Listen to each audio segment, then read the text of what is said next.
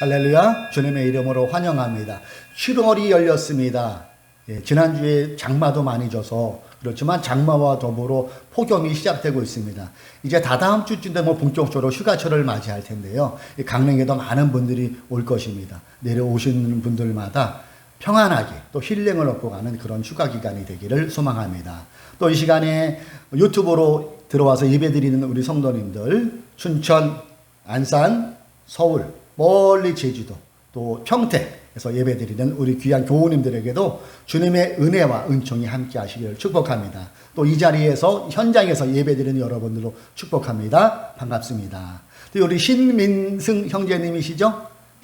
서울에서 또 이렇게 다니려왔다 예배에 함께하여 주셔서 감사하고요. 주님의 축복이 임하기를 바랍니다. 본문을 중심으로 괴물 잡다 괴물 될까 조심하라. 제목이 좀 파격이죠? 괴물 잡다 괴물 될까 조심하라. 이미 이 제목 안에 오늘 우리가 함께 나눈 말씀의 내용을 여러분 다 눈치채셨을 거예요. 그렇죠? 괴물 잡다 괴물 되면 안 되죠? 괴물만 잡아야죠.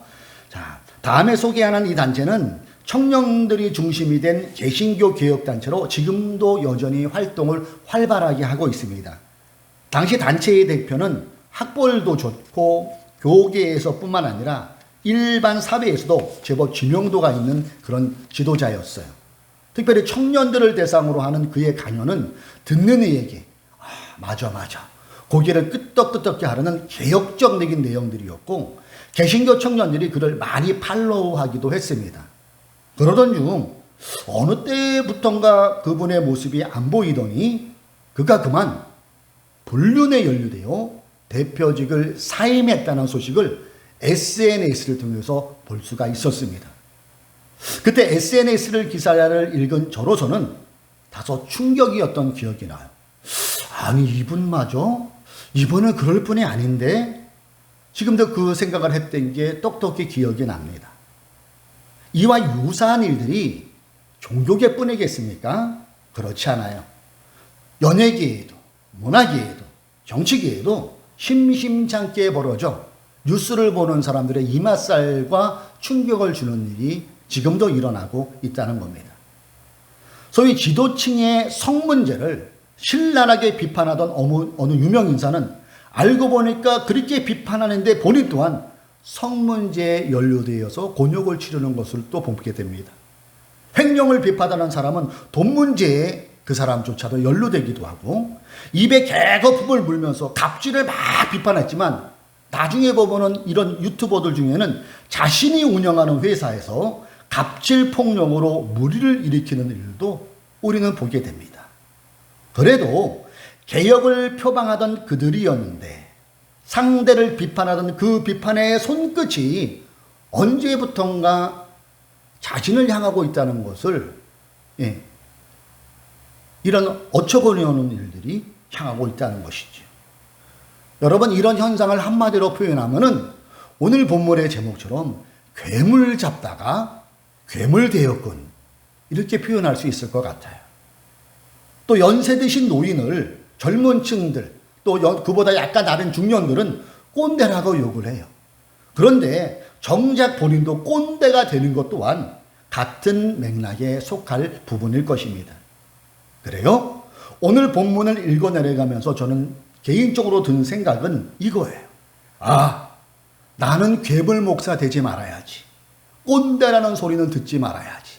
저의 좌우명 중에 하나가 추가된 것 중에 하나가 뭐냐면 꼰대처럼 늙지 말자가 언제부터인가 저의 좌우명의 또 하나가 되어버렸어요. 이런 소리만 여러 번 안 들어도 목사 직분 그래도 잘 감당하는 것 아닐까요? 신앙생활 잘하는 걸 겁니다. 오늘 우리가 읽은 이 편지는 갈라디아서라는 편지지요. 우리가 지금까지 살펴보면서 갈라디아 배경도 잠깐 살펴보았는데 바울이 갈라디아에서 쓴 편지가 성경으로 남아서 지금 우리가 이 성경을 읽고 있지요.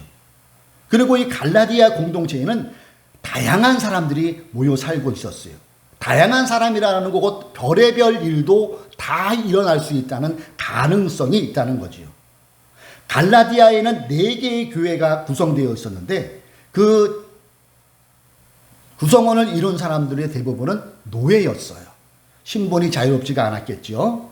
그리고 거기에는 많지는 않지만은 신분이 높은, 지위가 높은 사람들도 교회의 구성원이었고 부자들도 있었고 여러 사람들이 어울렸어요. 그러니 당연히 평화로운 공동체만은 아니었을 거예요. 왜요? 사람이 사는 곳은 어디나 얽히고 설키고 북적북적 되는 거는 2000년 전에 그때나 지금이나 마찬가지라는 것이죠. 그리고 우리가 추측할 수 있는 것은 우리가 앞편에서 살펴보았지만은 할례파 유대 지도자들이 이 갈라디아 지역을 방문하게 되죠. 그리고 할례까지 받아야 구원을 얻을 수 있다는 이들의 주장에 이 갈라디아 내 교회 교인들은 당연히 혼란해졌을 거예요.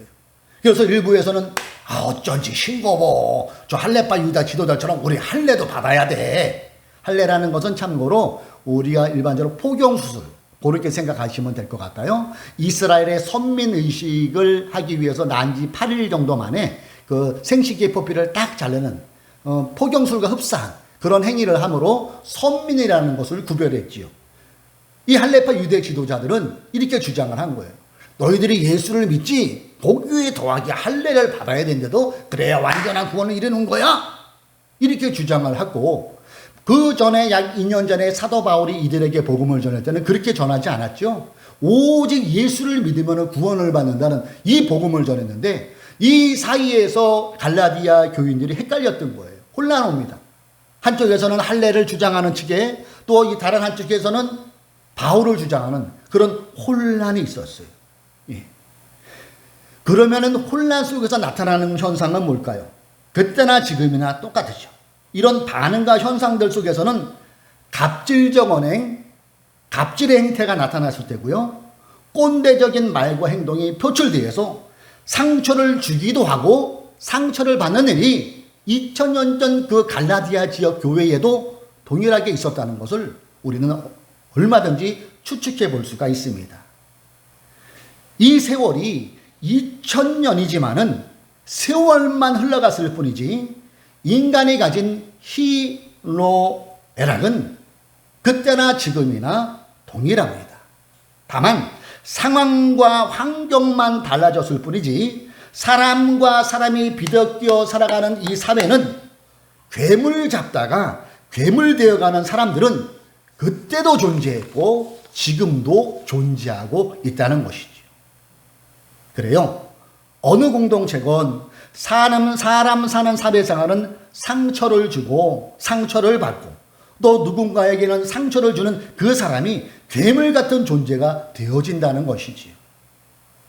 오늘 말씀에서 우리는 그리스도인이라면 예수를 믿는 사람이라면 신앙인이라면 소홀히 하지 않고 마음속 깊이 간직해야 할, 즉 유념해야 할 세 가지를 마음에 새기기를 소망합니다. 여러분 이게 마음에 세 가지를 새기는 게 왜 중요할까요? 그렇게 될 때에 우리 또한 비판하는 그 손가락이 나를 향하지 않게 될 수 있기 때문입니다. 괴물 잡다가 괴물 되지 않을 수가 있다는 거예요. 오늘 본문의 세 가지를 통하여서 우리가 괴물이 되지 말아야 되는 그 지침을 한번 살펴보길 원합니다. 그 첫 번째는 자기 스스로를 살펴서 유혹에 빠지지 않도록 조심해야 한다는 거예요. 자기 스스로를 살피라는 거예요. 그리고 유혹에 빠지지 않도록 조심하라는 거죠. 그 내용이 본문 1절 하반절에 나옵니다. 빨간 글씨를 제가 한번 읽어볼게요. 자기 스스로를 살펴서 유혹에 빠지지 않도록 조심하십시오. 이런 말씀이 나와요. 그리고 그 위에 보면은, 맨 위에 보면은, 형제 자매 여러분, 어떤 사람이 어떤 죄에 빠진 일이 드러나면 그 당시의 상황을 지금 기술하는 거죠. 사도 바울이. 자, 이것은 어떤 유혹에 의하여 부지중에 저질러진 실수나 허물을 말하는 거예요. 이 내용의 의미가. 물론 유혹에 못 이겨 얼떨결에 저질러진 것이라 할지라도 죄에 대한 그 사람의 책임은 당연히 져야 될 것입니다. 그리고 그 죄에 대한 공동체에 대한 그런 어려움을 준 사람은 온유한 마음으로 치료할 것을 사도 바울은 권면하고 있어요. 그런데 여기서 그치는 게 아니죠. 빨간 글씨까지 이어져야 된다는 거예요. 자기 스스로를 살펴서 유혹에 빠지지 않도록 조심해야 한다는 것이지요. 내가 이게 내 스스로를 살피지 않으면은 이것이 자칫 내가 욕한 그 사람의 꼴이 나도 될 수 있다는 것을 이 스스로를 살펴서 유혹에 빠지지 않도록 조심하셔서 우리가 건져내올 수 있는 메시지라는 겁니다. 저희 고등학교 친구 중에 아버지가 술을 정말 많이 드세요. 제가 봐도. 우리 윗 동네 살았는데 이분은 아침에 눈을 뜨자마자 소주 2병, 점심 때 소주 2병, 저녁에는 뭐 계속 그렇게 드시는 분이에요. 근데 이분이 알코올 중독이신데 얼굴이 까마시더라고요. 배만 멜렁 나왔어요. 울챙이배처럼. 근데 술을 드시면은 그 친구 어머니를 그렇게 후드러 패는 거예요. 우리 친구도 때리고. 그 얘네들이 막 피해서 다니고 뭐 하다가는 뭐 이제 하도 집어던져서 가재도구가 남을 것이 없을 정도로 그렇게 폭력을 행사하세요. 술만 드시면은. 이 친구가 어느 날 저녁에 동네에서 저를 만났는데 울면서 얘기한 게 지금도 귀에 생생해요. 야, 친구야. 나는 진짜 절대로 아버지처럼 술 안 마실 거야. 여자 매일 때릴 때가 어딨다고 이렇게 매일 우리 엄마를 패냐. 내가 진짜 나는 술 먹으면 내가 개다 개. 울었던 기억이 나요. 그리고 30년이 지나고 그 친구랑 소식이 끊겼는데 다른 친구를 통해서 그 친구의 소식을 듣게 되었어요. 세상에 그 친구는 술도 하나도 안 맞고 행복한 가정을 일구어서 아내를 사랑하고 모범적인 그런 가장이 안 되어 있더라고요. 내가 우리 아버지처럼 술 먹으면 개야 그랬는데 그 친구가 개가 되어버렸다는 거예요. 똑같이 아버지 하던 일을 한다는 거예요. 그래서 일찍 결혼을 했는데 그 아내를 하루가 멀다고 술만 먹으면 패고 이 친구도 알코올 중독에 걸렸어요. 그리고 간암이 걸려서 몇 년 전에 죽었다는 소식을 안타까운 그런 소식을 들었어요. 이 친구는 자기 스스로를 살피지 못해서 알코올의 유혹에 빠져버린 것이죠. 참 안타까워요. 마음에 여러 번 새기십시오. 자기 스스로를 살펴서 유혹에 빠지지 않도록 조심하십시오. 오늘 이 아침에 하늘에서 푸른 교회에 주는 주님의 메시지임을 믿습니다. 그리고 한 번 더 강조해요. 4절에도 이렇게 말씀하고 있어요. 각 사람은 자기 일을 살펴보십시오. 이와 더불어 사도 바울은 고린도전서 10장 12절에서도 이와 비슷한 말을 했어요. 고린도전서 10장 12절에는 사도 바울은 이렇게 얘기했어요. 고린도 교인들에게.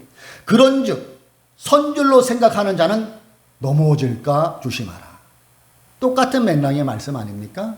일어선 줄 알고 방심하면은 그때 나도 괴물이 될 수 있다는 것을 우리가 마음에 새겨야 될 것입니다. 두 번째, 우리가 신앙생활에서 사회생활에서 괴물이 되지 않기 위해서는 어떻게 해야 할까요? 5절을 한번 살펴봅니다. 사람은 각각 자기 몫의 짐을 져야 합니다. 자, 이 말을 여러 번 바꿔서 생각하면은 내 몫의 짐을 안 져버리면 다른 누군가가 지게 된다는 거죠. 그럼 다른 누군가가 내 목에 짐을 지면은 그만큼 무거워진다는 거예요. 이 말은 쉬운 말로 민폐 끼치면 안 된다는 얘기 아니겠어요? 민폐 조심. 자기 몫의 짐을 져야 합니다는 것은 하나님께서 성도 각자에게 맡겨진 직무가 있지요. 예. 모든 성도는 각자 자기가 해야 할 일을 잘 감당해야 한다는 것이죠. 그 일에 대해서 책임도 질 줄 알아야 된다는 거예요. 가정원에서는 남편으로, 아내로서, 자녀로서 내가 할 일이 있을 거예요. 직장인으로서 또 이웃을 사랑하는 사람으로서 감당해야 할 의무를 성실하게 감당함으로 상대에게 짐이 되어서는 안 된다는 것을 우리가 마음에 새기기를 소망합니다. 이것은 나의 존재가 상대에게 부담이 되지 않도록 삶을 영위해 나갈 필요가 있다는 것을 우리로 하여금 생각해주는 구절이지요. 요즘 용어처럼 빌런이 반갑지 않은 사람을 빌런이라고 그러잖아요. 빌런의 존재가 되어서는 곤란하다는 것을 말하고 있어요. 그래서 내가 누군가에게 부담을 준다는 것은 내가 그 사람에게는 괴물 같은 존재가 될 수도 있겠구나를 생각할 수 있어야 된다는 것이죠.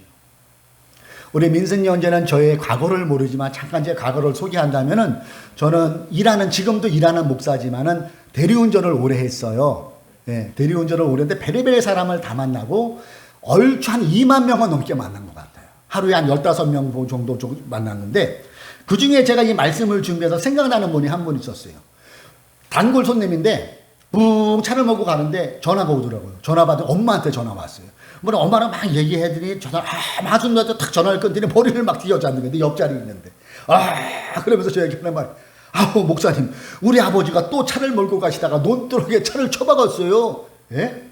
우리 아버지 7번 혼자 사고 나니 자기 혼자 사고를 내요. 연세가 드시면은요 이 인지 능력이 떨어진다고 하죠. 브레이크를 밟아야 되는데 꼭 2, 3초 늦게 밟으니까 논두렁으로 그 차가 떨어진 거예요. 그게 벌써 7번째라는 거예요. 그래서 아들된 입장에서 아버지 걱정되니까 반납하세요. 반납하면 정부에서 뭐 그 경로금도 준다고 그랬는데 아버지 그러다 사고 나면 큰일 나요. 그런데 이 아버지는 이걸 받아들이지 않는 거예요. 뭐야 실수할 수 있는 거지 뭐 괜찮아. 무슨 자기가 그 인지 능력 떨어진다는 걸 나이 먹었다는 거를 받아들이지 않는 거예요 이게. 그러니까 자꾸 그런 사고가 나는 거예요. 그러면서 그 고객님이 저한테 뭐라고 얘기하냐면 목사님 우리 아버지 뭐 괴물 같아요 괴물. 우리 아버지 괴물이야. 그 아버지는 이 아들에게 본의 아니게 괴물 같은 존재가 되어버렸다는 거예요. 이런 의미로 볼 때 저도 부모님이지만은 부모님들이 자신의 노후를 대비하는 것은 참 필요한 일이고요. 지극히 성경적이라 할 수 있다는 것이지. 이처럼 상대에게 부담으로 작용하는 것이 아니라 빌런이 아닌 누구도 부담 없이 나에게 다가오는 그 사람이 되는 게 그리스도인의 모습일 것입니다. 이것이 또한 괴물이 안 되는 모습이지요. 5절을 다시 읽습니다.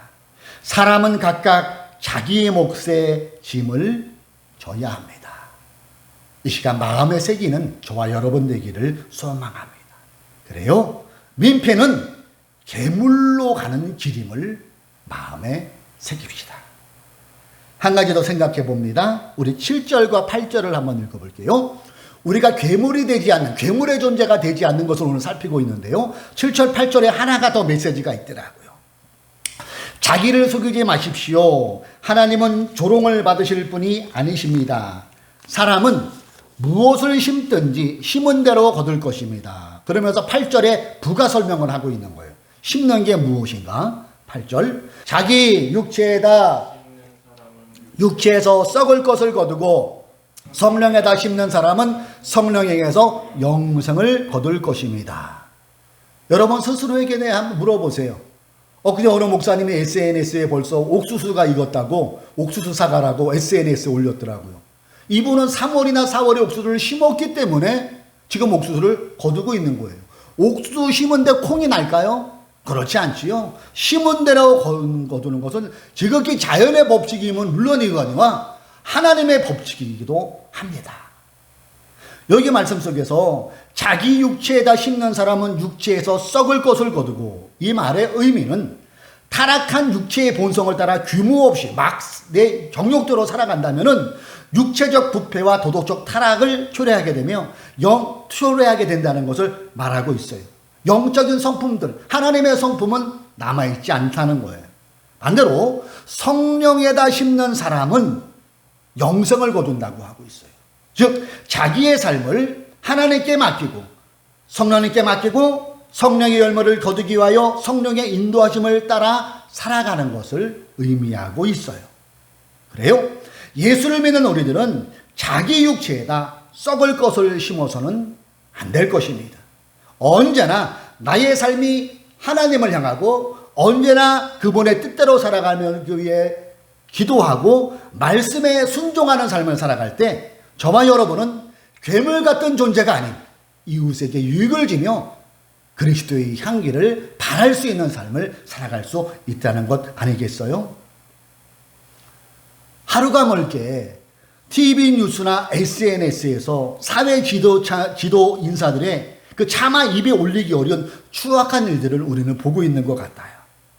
이렇게 보면서 여러분도 그런 생각할 거예요. 저 사람은 정치인인데, 저 사람은 유명한 문인인데, 저 사람은 유명한 연예인인데, 돈도 많은데 뭐가 부족해서 아동 성추행을 하지? 뭐가 부족해서 밑으로 하지? 참 이해가 안 가네. 이런 생각 한두 번은 해본 기억이 있으실 것 같아요. 그 사람들은 자기 분야에서 존경을 받는데도요, 예, 주목을 받는데도요, 인기도 있고 명예도 있어요. 근데 왜 그런 사람들이 뭐가 부족하다고 밑으를 하고 성범죄를 저질러서 스스로 목숨을 끊는 사람들이 있고 완전히 사회에서 매장되는 그런 개망신을 당하는 걸까요? 참 이해가 안 가는 부분이 있어요. 이 부분을 그 인지신경학자, 이분이 과학자더라고요. 과학자의 입장에서 쓴 책이 하나 있어요. 이분이 아일랜드 사람인데 이안 로버트스라는 사람이 쓴 승자의 뇌라는 데서 이 부분을 이분이 과학적으로 나름 증명을 했더라고요. 이분이 왜 이 사람들이 그렇게 될까? 권력자들이. 제가 읽어볼게요. 신경절달 물질인 도파민 분비를 촉진시켜 뇌가 작동하는 양상에도 영향을 미친다. 승리를 경험하고 권력을 쥐게 된 이들은 타인에 대한 공감 능력이 줄고 자신이 모든 상황을 통제할 수 있다고 믿는 경향이 보였다. 과학적으로 이 뇌를 하니까 이 권력을 가진 사람들이 그런 경향이 나타난다는 거예요. 자, 이것은 인간은 크든 작든 일단 권력을 잡으면 어떤 식으로든 위험해질 수 있다는 것을 과학적으로 증명한 부분일 거예요. 한때 우리는 훌륭한 지도자를 일컬으면은 어떤 목표를 세우고 그 목표를 달성하게끔 구성원들을 막 조장하고 다독이고 막 그렇게 해가지고 어떤 성과를 만들어내면은 지도자가 괜찮은 자라고 그렇게 생각할 때가 있었어요. 얼마 전에도.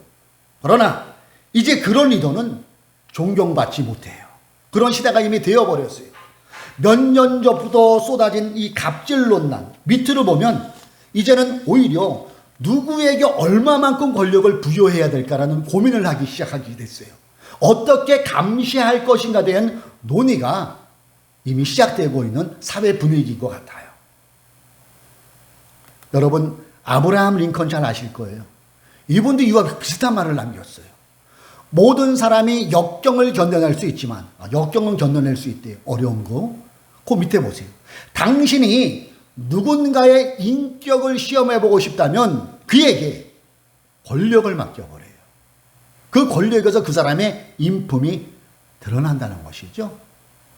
권력자 하면 우리는 흔히 대통령, 정치인, CEO 같은 거창한 자리를 떠올리지만은 꼭 그렇지는 않아요. 때는 우리 일상의 권력 관계가 더 문제일 때가 있어요. 일상에서. 내가 살아가는 그 일상에서 갑과 을의 관계에서 괴물이 있고 그 속에서 괴물한테 당하는 그런 일들이 지금도 일어나고 있는 거예요. 우리의 일상에서 회사, 학교, 교회, 심지어 가정 안에서도 이러한 괴물과 괴물에게 당하는 이런 권력 관계가 소소하게 말은 못하지만은 우리의 일상에서 일어나고 있다는 것이지.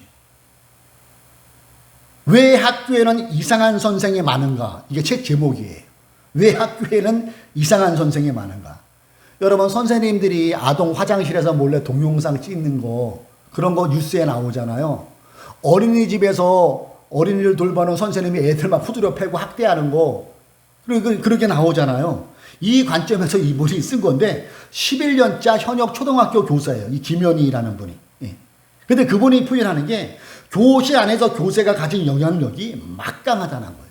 이것이 인품이 되지 않고 이거 되면은 그 자기가 돌봐야 될 어린아이에게 괴물의 존재가 될 수 있다는 거예요.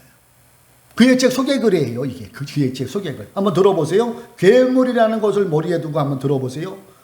교사는 신이 아니다. 교장도 교육감도 교육부 장관도 신이 아니다. 교육 환경은 신이 아니라 다양한 의견과 특수한 이해관계에 절부된 인간들이 만든다.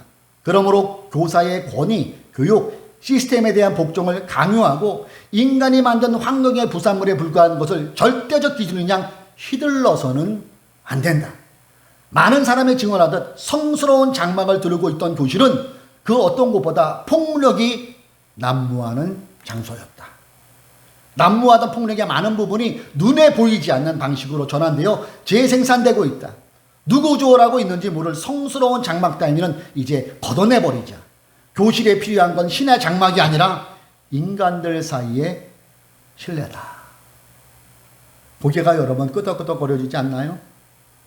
내가 권력을 가졌을 때, 내가 갑의 위치에 섰을 때 나는, 여러분은 어떠한 사람이 되어가고 있는 것 같습니까?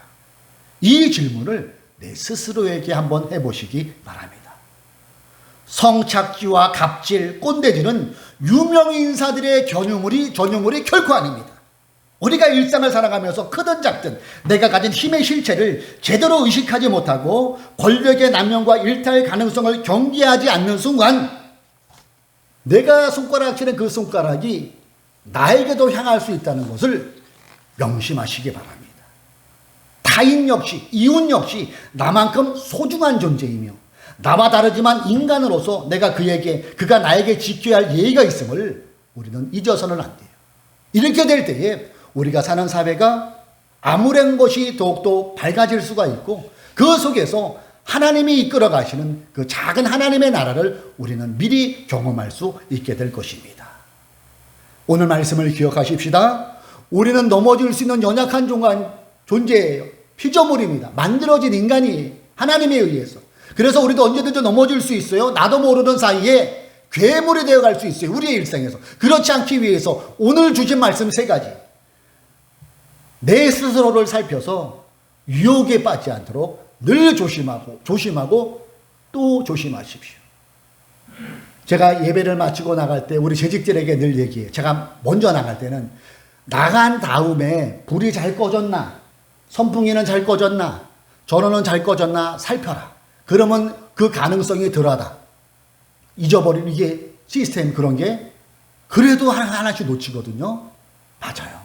살피고 또 살핀 거는 지나침이 없다는 것이죠. 그럴 때 우리가 괴물이 되지 않을 수 있어요. 또 민폐 조심합시다. 내가 현재 갖고 있는 직업, 내가 처해 있는 상황, 이것을 남에게 너무 의지하기보다는 내가 감당할 수 있는 것은 감당하시는 우리가 되어야 되겠습니다. 오늘 본문을 쓴 사도 바울 역시 자비량 사역했어요. 그가 복음을 전하면서 남에게 민폐가 되지 않기 위해서 스스로 바늘을 들고 그 굵은 가죽을 꿰매면서 그걸로 소득을 벌어서 그의 생계를 유지했다는 것 괜히 써진 게 아니지요. 민폐 조심합시다. 그리고 심은 대로 거둔다는 것을 마음에 새기십시오.